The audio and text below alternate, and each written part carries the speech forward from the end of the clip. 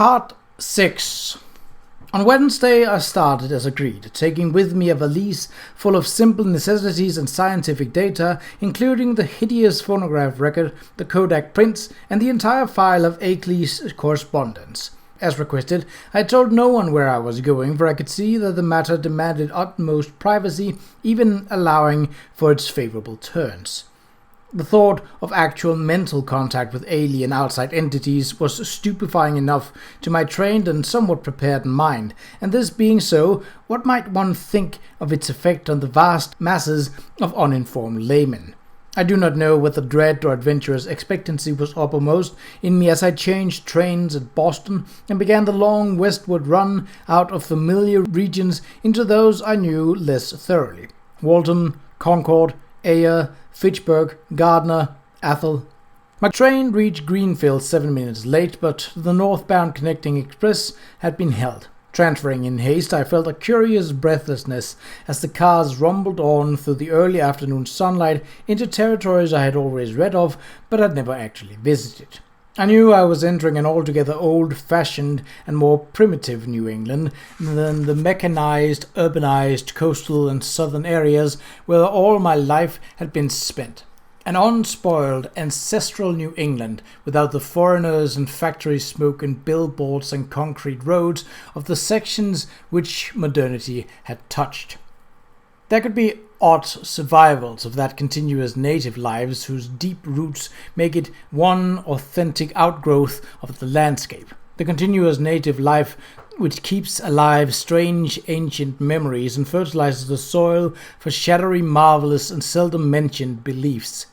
Now and then I saw the blue Connecticut River gleaming in the sun, and after leaving Northfield we crossed it. Ahead loomed green and cryptical hills, and when the conductor came around I learned that I was at last in Vermont. He told me to set my watch back an hour, since the northern hill country will have no dealings with the newfangled daylight time schemes. As I did so, it seemed to me that I was likewise turning the calendar back an entire century. The train kept close to the river, and across in New Hampshire I could see the approaching slope of steep Ontasticate, about which singular old legends cluster. Then streets appeared on my left, and a green island showed in the stream on my right. People rose and filed to the door, and I followed them. The car stopped, and I alighted beneath the long train shed of the Brattleboro station.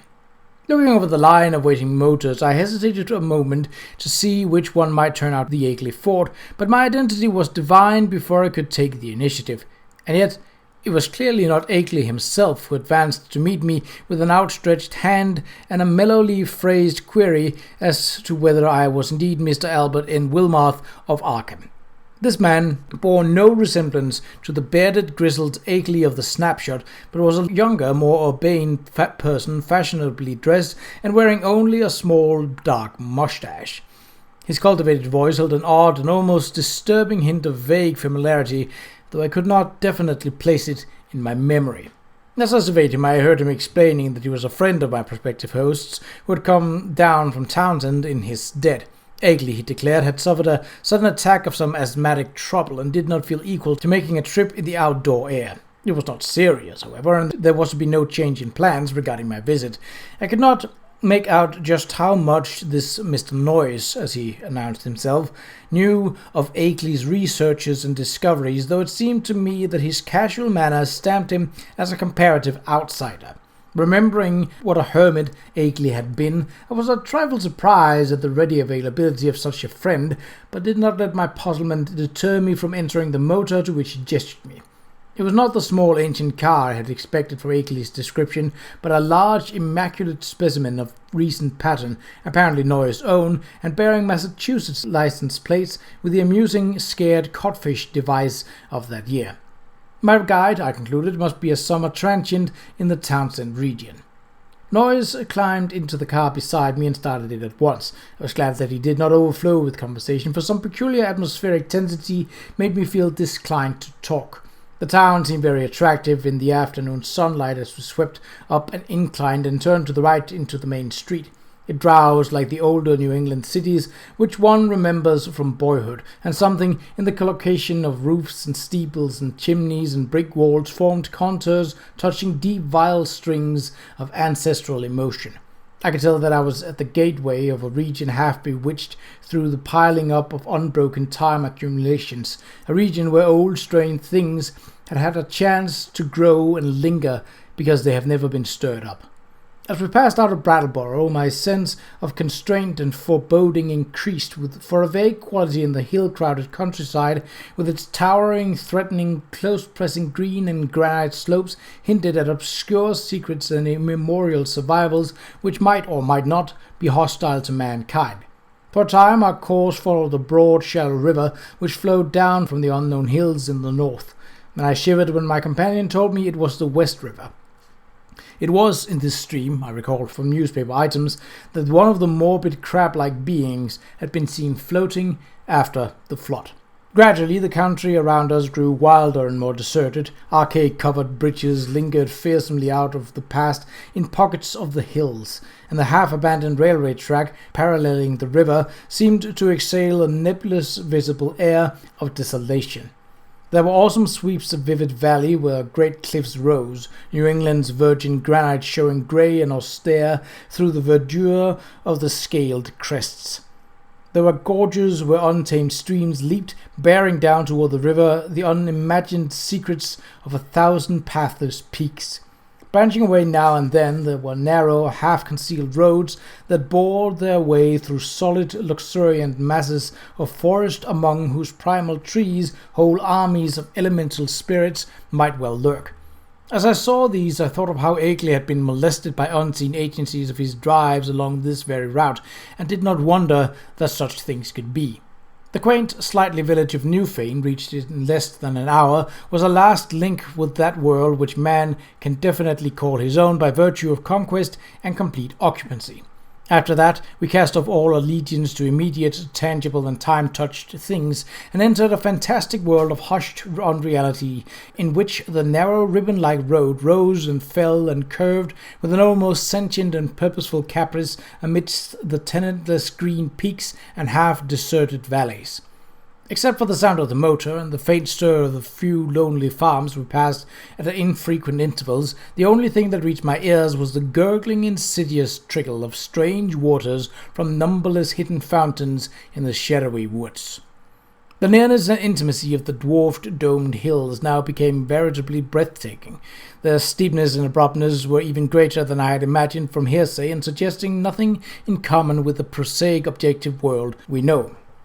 The dense, unvisited woods on these inaccessible slopes seemed to harbour alien and incredible things, and I felt that the very outline of the hills themselves had some strange, eon-forgotten meaning, as if they were vast hieroglyphs left by the rumoured Titan race whose glories live only in rare and deep dreams. All the legends of the past and all the stupefying imputations of Henry Akeley's letters and exhibits welled up in my memory to heighten the atmosphere of tension and growing menace. The purpose of my visit and the frightful abnormalities it postulated struck me all at once with a chill sensation that nearly overbalanced my ardour for strange delvings. My guide must have noticed my disturbed attitude, for as the road grew wilder and more irregular, and our motion slower and more jolting, his occasional pleasant comments expanded into steadier flow of discourse. He spoke of the beauty and weirdness of the country, and revealed some acquaintance with the folklore studies of my prospective host. From his polite questions, it was obvious that he knew I had come for a scientific purpose, and that I was bringing data of some importance, but he gave no sign of appreciating the depth and awfulness of the knowledge which Akeley had finally reached. His manner was so cheerful and normal and urbane that his remarks ought to have calmed and reassured me. But oddly enough, I felt even more disturbed as we bumped and veered onward into the unknown wilderness of hills and woods. At times, it seemed as if he were plumbing me to see what I knew of the monstrous secrets of the place, and with every fresh utterance of that vague, teasing, baffling familiarity in his voice increased. It was not an ordinary or healthy familiarity, despite the thoroughly wholesome and cultivated nature of the voice. I somehow linked it with forgotten nightmares, and felt I might go mad if I finally managed to recognize it. If any good excuse had existed, I think I would have turned back from my visit. As it was, I could not well do so, and it occurred to me that a cool scientific conversation with Akeley himself after my arrival would help greatly to pull me together. Besides, there was a strangely calming element of cosmic beauty in the hypnotic landscape through which we climbed and plunged fantastically. Time had lost itself in the labyrinths behind, and around us stretched only the flowering waves of the fairy and recaptured loveliness of vanished centuries. The hoary groves, the untainted pastures edged with gay autumnal blossoms, and at vast intervals the small brown farmsteads nestling amidst huge trees beneath vertical precipices of fragrant briar and meadow grass. Even the sunlight assumed a supernatural glamour, as if some special atmosphere or exhalation mantled the whole region. I had seen nothing like it before, save in the magic vistas that sometimes form in the backgrounds of Italian primitives. Sodoma and Leonardo conceived such expanses, but only in the distance and through the vaultings of Renaissance arcades. We were now burrowing bodily through the midst of the picture, and I seemed to find its necromancy a thing I had innately known or inherited, and for which I had always been vainly searching. Suddenly, after rounding an obtuse angle at the top of a sharp ascent, the car came to a standstill. On my left, across a well-kept lawn which stretched to the road and flaunted a border of whitewashed stones, rose a white 2.5-story house of unusual size and elegance for the region, with a congeries of contiguous or arcade-like linked barns, sheds, and windmill behind me and to the right. I recognized it at once from the snapshot I had received, and was not surprised to see the name of Henry Akeley on the galvanized iron mailbox near the road. For some distance back of the house, a level stretch of marshy, sparsely wooded land extended, beyond which soared a steep, thickly forested hillside ending in a jagged, leafy crest. This latter, I knew, was the summit of Dark Mountain, halfway up which we must have climbed already. Alighting from the car and taking my valise, Noyes asked me to wait while he went in and notified A of my advent. He himself had important business elsewhere and could not stop for more than a moment. As he briskly walked up the path to the house, I climbed out of the car myself, wishing to stretch my legs a little before settling down to a sedentary conversation. My feeling of nervousness and tension had risen to a maximum again, now that I was on the actual scene of the morbid beleaguering described so hauntingly in Akeley's letters. I honestly dreaded the coming discussion which were to link me with such alien and forbidden worlds. Close contact with the utterly bizarre is often more terrifying than inspiring, and it did not cheer me to think that this very bit of dusty road was the place where those monstrous tracks and that fetid green ichor had been found after moonless nights of fear and death. Idly I noticed that none of Akeley's dogs seemed to be about. Had he sold them all as soon as the outer ones made peace with him? Try as I might, I could not have made the same confidence in the depth and sincerity of that peace which appeared in Akeley's final and queerly different letter. After all, he was a man of much simplicity and with little worldly experience. Was there not perhaps some deep and sinister undercurrent beneath the surface of this new alliance? Led by my thoughts, my eyes turned downward to the powdery road surface which had held such hideous testimonies. The last few days had been dry, and the tracks of all sorts cluttered the rutted irregular highway despite the unfrequented nature of the district.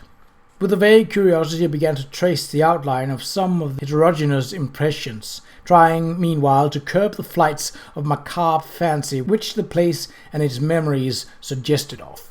There was something menacing and uncomfortable in the funereal stillness, in this muffled, subtle trickle of distant brooks, and in the crowding green peaks and black-wooded precipices that choked the narrow horizon.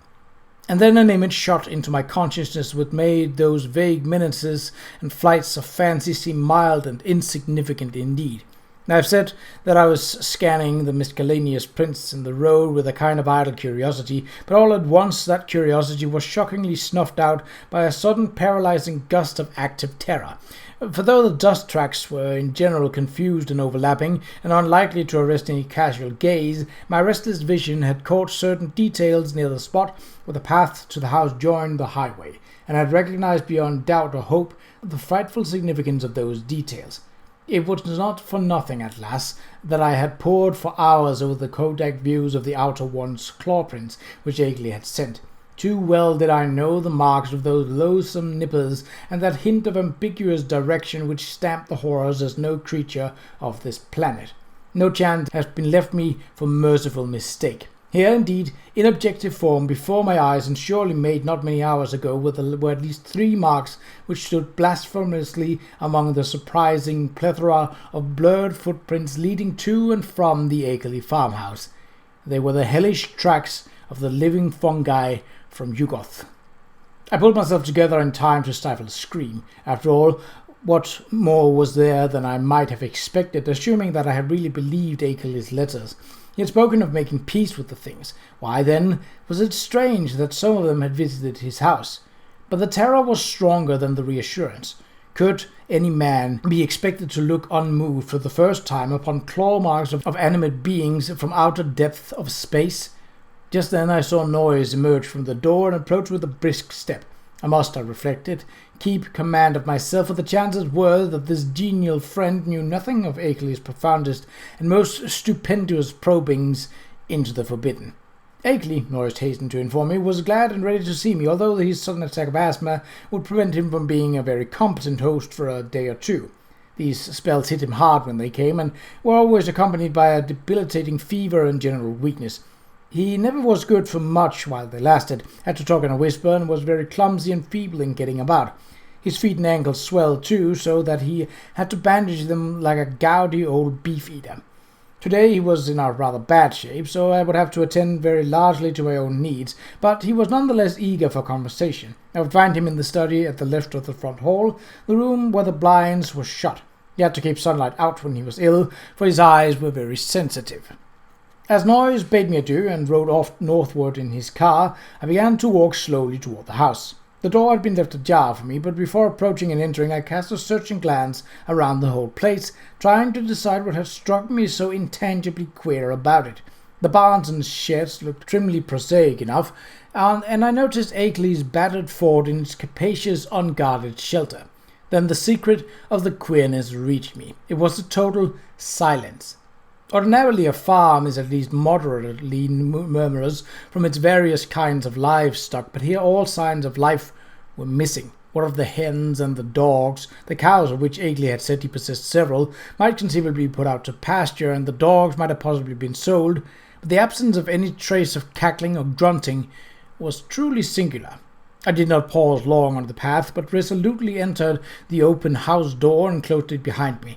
It had cost me a distinct psychological effort to do so, and now that I was shut inside I had a momentary longing for precipitate retreat. Not that the place was in the least sinister in the visual suggestion. On the contrary, I thought the graceful late colonial hallway very tasteful and wholesome, and admired the evident breeding of the man who had furnished it. What made me wish to flee was something very attenuated and indefinable. Perhaps it was a certain odd odor, which I thought I noticed, though I well knew how common musty odors are in even the best of ancient farmhouses.